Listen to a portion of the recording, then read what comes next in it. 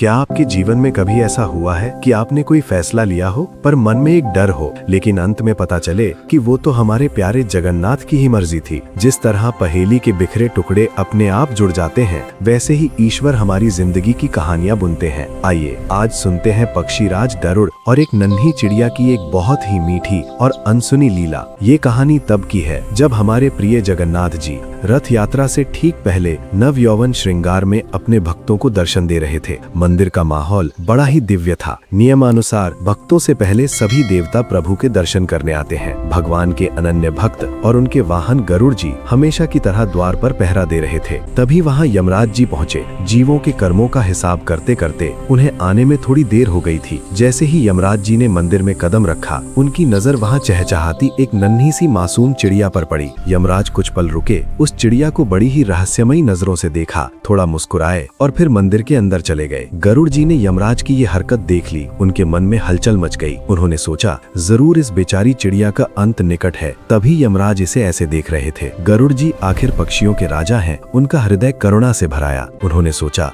प्रभु के द्वार पर किसी की जान जाए, यह मैं होने नहीं दूंगा। गरुड़ जी ने तुरंत उस चिड़िया को अपनी गोद में उठाया और अपनी दिव्य गति से उड़कर उसे हजारों मील दूर हिमालय की ठंडी वादियों में मानसरोवर के तट पर एक पुराने वृक्ष की सुरक्षित खोह में छिपा दिया। वे पलक झपकते ही वापस पुरी लौट आए। अब वे मन ही मन बहुत खुश थे कि उन्होंने उस चिड़िया को जीवन दान दे दिया है। जब यमराज बाहर आए तो गरुड़ जी ने थोड़ा गर्व से मुस्कुराते हुए पूछा, यमराज जी किसे ढूंढ रहे हैं? क्या उस छोटी चिड़िया को? यमराज ने बड़े ही शांत और गंभीर स्वर में कहा, हाँ गरुड़, दरअसल में चकित था। मेरी गणना के अनुसार उस चिड़िया को ठीक इसी पल यहाँ से हजारों मील दूर मानसरोवर के एक वृक्ष के भीतर एक सांप के डसने से मरना था। मैं सोच रहा था कि ये नन्ही सी चिड़िया इतनी जल्दी वहाँ कैसे पहुँचेगी, लेकिन अब वो यहाँ नहीं है तो निश्चित ही प्रभु ने उसे उसकी नियति तक पहुँचा दिया होगा। ये सुनते ही गरुड़ जी के पैरों तले जमीन खिसक गई। उनका सारा गर्व चूर चूर हो गया। जिसे वे अपनी चतुराई समझ रहे थे, वो तो वास्तव में भगवान की योजना का हिस्सा था। वे खुद अपने हाथों से उस चिड़िया को उसकी मृत्यु के पास छोड़कर आए थे। मेरे प्यारे दोस्तों,